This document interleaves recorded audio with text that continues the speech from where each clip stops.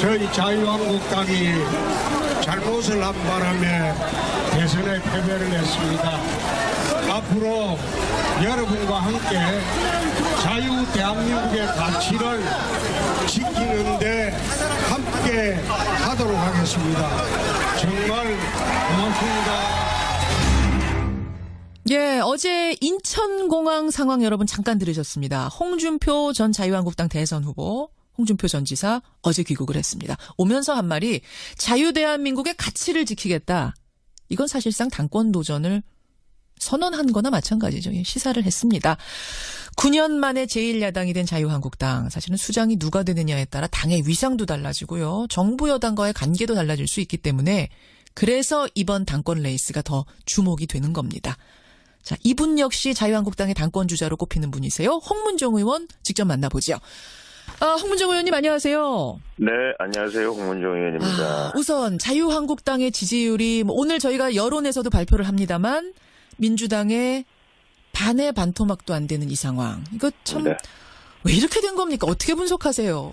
네, 지금 당의 지지율이라는 게 별 큰 의미가 있겠습니까? 문재인 대통령이 84%의 기록적인 그 지지율을 가지고 있다고 그러고요. 예. 국민의당이 죄송합니다. 민주당이 60% 가까운 지지율을 가지고 있고, 예. 그리고 지금 허니문 피리어드고, 또 저를 비롯한 모든 국민들이 이 정부가 잘 되기를 원하지 않겠습니까? 그런데 다른 정당이나 다른 정당의 정강 정책이나 다른 정당에서 말하는 거나 관심이 없다. 관심이 없을 수밖에 없다. 저희로서는 참담하고요. 어떻게 이 문제를 해결할까 앞으로. 예. 그리고 이게 정상적인 상황이 아닌데 걱정이다. 이런 저희들 나름대로의 여러 가지 걱정이 있습니다만 예. 지금 현재로서는 지지율이 무슨 몇 프로다. 이게 별 큰 의미는 없다. 저는 그렇게 생각합니다. 예, 참담하다 그러셨어요. 예. 지금 참담하다 그러면서도 지금 어쨌든 허니문 기간이니까 큰 의미를 두지는 않고 잘 극복해야 된다 이런 생각 드시는 거죠? 네, 그렇습니다. 어떻게 극복할 건가가 차기 대표의 임무가 될 건데 일단 홍준표 전 지사가 어제 귀국을 했습니다. 계속 하는 말이 친박 대표는 안 된다.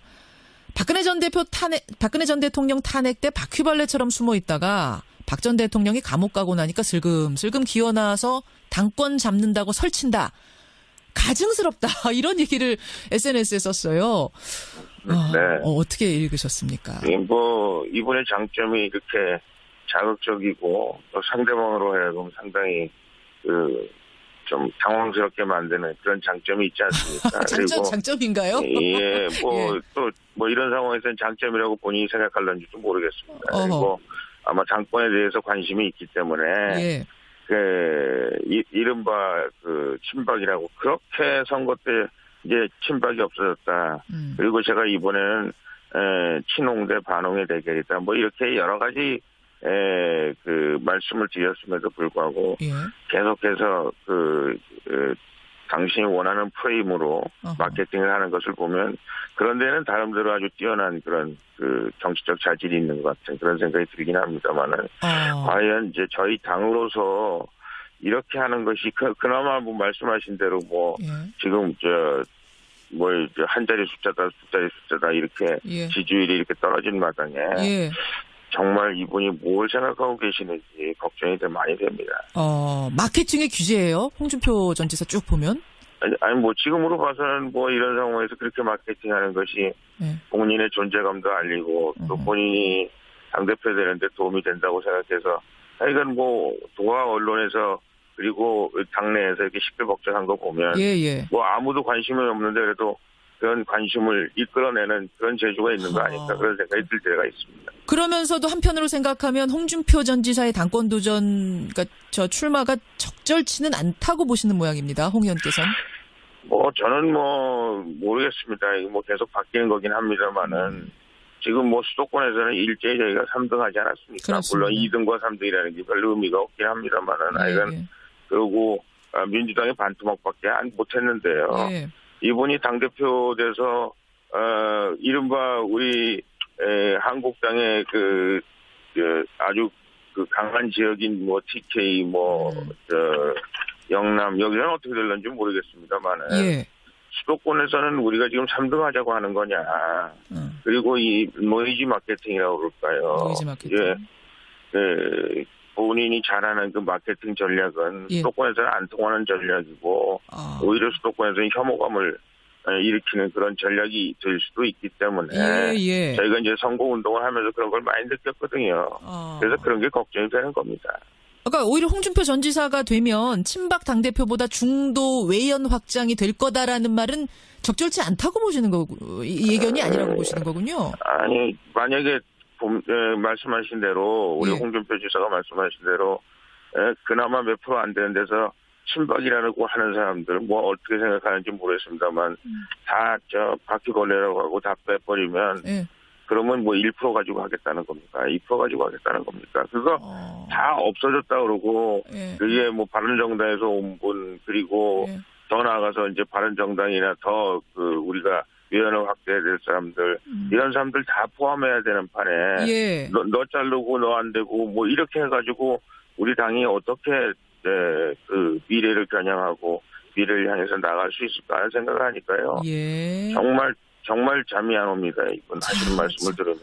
홍준표 전 지사 하시는 말씀 생각하면 잠이 안 올 정도세요? 네. 잠이 안 올 정도다. 이렇게 빼고 저렇게 빼고 빼다가 어떡하느냐.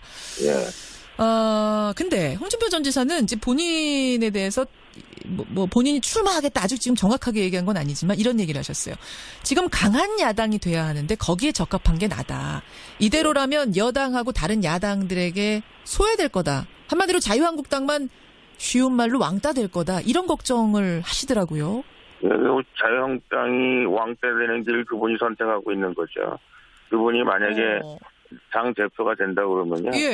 뭐 좀 죄송합니다만은 뭐 우리가 이제 앞으로 통진당이나 정의당처럼 그저 3, 4%나 그 아주 그 극소수의 그 홍준표를 좋아하는 사람들하고만 정치를 하겠다는 건지 참 그 걱정이 태산 같습니다. 아니 홍준표를 지지하는 사람들 좋아하는 사람들하고만 정치하면 3, 4%밖에 안 됩니까? 지지율 24% 얻었었는데요. 홍준표 전 후보가.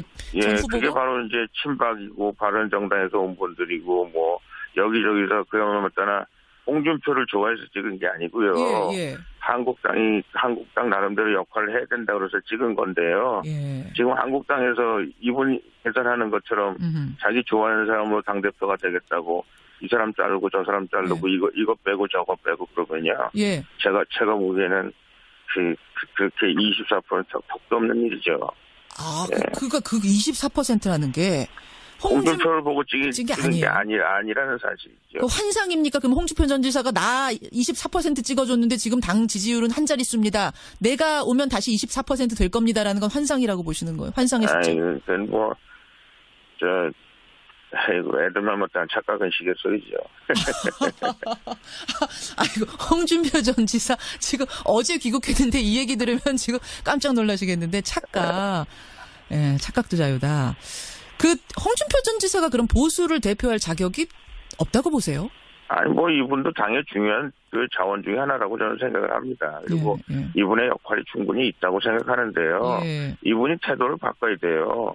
만약에 이분이 자기 역할을 하려면 이제 무슨 뭐가 있느냐? 아니 지금 당 대표를 하기 위해서 지금 미국에서 귀국하신 게 아니잖아요.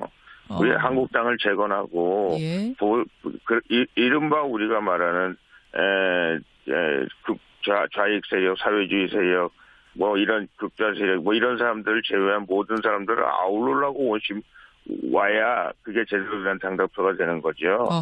이렇게 분파작용을 일으켜서 자기가 당대표 되겠다는 데만 집중하는 그런 홍준표 만약에 지사가 된다 그러면 이거는 우리 한국당에도 아주 불행한 일이고요. 우리 대한민국 정치에도 아주 불행한 일이라고 생각합니다. 홍준표 의원님도 사실은 계속 손꼽히는 당권 주자신데 아직 결정 안 하셨어요? 아니면 이제 출마 쪽으로 마음은 잡으셨습니까? 아직 한 달도 채 안 남아서요, 이제. 지금 홍준표라고 말씀하셨어요. 홍문종 죄송합니다. 같은 홍씨시네요, 그러고 보니까. 홍문종 의원은 마음 정하셨습니까? 저는 뭐 홍준표 지금 후보가 하는 말이나 행동을 보면 제가 뭐 그야말로 100번, 1000번 출마해서 이분이 당선되건 안 되건 간에 이분이 뭘 잘못하고 있는가를 낱낱이 고해야 된다 그렇게 생각을 합니다. 그런데 그렇게 정말 그런 것 때문에 잠을 못 자고 있는 거죠. 그런데 이분이 당을 이상하게 지금 막 나눠놓고 분탕질하고 있기 때문에 제가 생각하기에 그런 사람들에게 제가 저의 선명성, 예를 들면 우리 홍준표 후보의 잘못됨을 제가 당원들에게 또 국민의회에 낱낱이 고해야 되는 그런 상황이 벌어지지 않겠습니까? 그러면 그나마 반쪽이 반쪽밖에 안 되는 한국당이 이전 투구하는 모습으로 보여지면 결국은 홍준표를 어떻게 하려고 그러다가 우리 당이 더 어려워지는 그런 상황이 올까봐 지금 그 고민을 거듭하고 있는 겁니다. 그러니까 홍문종 의원이 나서서 홍준표 전 지사의 잘못된 점 하나하나 드러내다 보면은 당이 더 어려워질까봐 지금 밤잠 못 주무시고 이거 나갈까 말까 계속 저울질 하고 계시는 거예요? 하여간 홍준표 지사가 계속 그런 식의 마케팅을 하고 그런 식의 당대표가 되겠다 그러면 제가 뭐 당대표로 나가든지 안 나가든지 관계없이 이거는 바로 잡아야 되고요. 이거는 저희가 묵과할 수 없는 상황이죠. 그러나 말씀드린 대로 제가 상징하고 있는 그런 홍문종이가 당에게 지금 어필하고 있는 홍문종이가 만약에 홍준표와 대결을 벌인다면 당이 두 조각 나는 그런 완전히 반쪽으로 깨지는 것 같은 그런 모습으로 비춰질 수밖에 없다. 그렇게 자꾸 지금 그동안 그렇게 마케팅을 했기 때문에 그래서 그렇게 되면 결국은 길게 보면 당을 죽이는 거 아니냐 그런 생각이 들어서 제가 고민하고 있는 거죠. 지금 홍준표 후보가 하는 말씀이나 뭐 이런 걸로 봐서는 누군가는 꼭 이분에게 진짜 일침을 놔야 되고 이분이 그야말로 떠나 정신을 차리게 해야 된다라는 생각을 하고 있는데. 알겠습니다. 제가 왜 같은 홍식기 왜 내가 그 일을 이런 생각을 하고 그렇습니다. 같은 홍식기. 그럼 끝으로 한 가지만 그럼 친박 후보들 중에 누군가가 단일화해서 나오겠네요. 홍준표 전 지사를 저지하기 위해서라도. 글쎄 단일화 과정이나 이런 거는 없을 겁니다. 제가 보기에는. 왜냐하면 이게 아까도 말씀드린 것처럼 동네 사람들 우스갯소리로 거지 깡통 뺏기라 그러는데 정말 어려운 당 상황에서 또 이쪽에서 단일화 해가지고 그거 무슨 당대표가 지금 당이 사는 게 문제고 당이 하나 되는 게 문제인데 그런 걱정들을 많이 하고 있습니다. 한숨을 오늘 몇 번 쉬셨는지 모르겠어요. 자유한국당 상황이 참 어렵구나라는 걸 절절히 느끼게 되네요. 오늘 자유한국당 상황 체크해봤습니다. 홍문종 의원님 고맙습니다. 예, 감사합니다. 정확하게 얘기한 건 아니지만 이런 얘기를 하셨어요. 지금 강한 야당이 돼야 하는데 거기에 적합한 게 나다. 이대로라면 여당하고 다른 야당들에게 소외될 거다. 한마디로 자유한국당만 쉬운 말로 왕따 될 거다. 이런 걱정을 하시더라고요. 자유한국당이 왕따 되는 길을 그분이 선택하고 있는 거죠. 그분이 만약에 당 대표가 된다 그러면요. 좀 죄송합니다만은 우리가 이제 앞으로 통진당이나 정의당처럼 그저 3, 4%나 아주 극소수의 홍준표를 좋아하는 사람들하고만 정치를 하겠다는 건지 참 걱정이 태산 같습니다. 아니 홍준표를 지지하는 사람들 좋아하는 사람들하고만 정치하면 3, 4%밖에 안 됩니까? 지지율 24% 얻었었는데요. 홍준표 전 후보가. 그게 바로 이제 친박이고 바른정당에서 온 분들이고 여기저기서 그야말로 따라 홍준표를 좋아해서 찍은 게 아니고요. 한국당 나름대로 역할을 해야 된다 그래서 찍은 건데요. 지금 한국당에서 이분이 계산하는 것처럼 자기 좋아하는 사람으로 당대표가 되겠다고 이 사람 자르고 저 사람 자르고 이거 빼고 저거 빼고 그러면요. 제가 보기에는 그렇게 24% 턱도 없는 일이죠. 그러니까 그 24%라는 게 홍준표를 보고 찍은 게 아니라는 사실이죠. 환상입니까? 그럼 홍준표 전 지사가 나 24% 찍어줬는데 지금 당 지지율은 한 자릿수입니다. 내가 오면 다시 24% 될 겁니다라는 건 환상이라고 보시는 거예요. 환상의 숫자. 애들만 못한 착각은 시계소리죠. 홍준표 전 지사 지금 어제 귀국했는데 이 얘기 들으면 지금 깜짝 놀라시겠는데 착각도 자유다.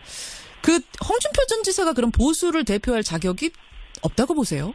아니, 뭐, 이분도 당의 중요한 그 자원 중에 하나라고 저는 생각을 합니다. 그리고 이분의 역할이 충분히 있다고 생각하는데요. 이분이 태도를 바꿔야 돼요.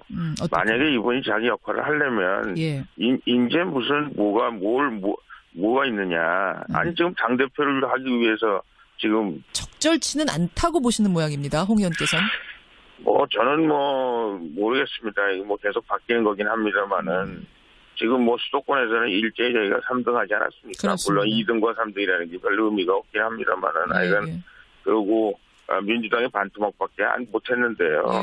이분이 당대표 돼서, 이른바 우리, 한국당의 아주 강한 지역인 TK, 영남, 여기는 어떻게 될런지 모르겠습니다만은.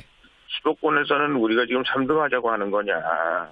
그리고 이 노이즈 마케팅이라고 그럴까요? 노이즈 마케팅. 본인이 잘하는 그 마케팅 전략은 수도권에서는 안 통하는 전략이고 오히려 수도권에서는 혐오감을 일으키는 그런 전략이 될 수도 있기 때문에 저희가 이제 선거운동을 하면서 그런 걸 많이 느꼈거든요. 그래서 그런 게 걱정이 되는 겁니다.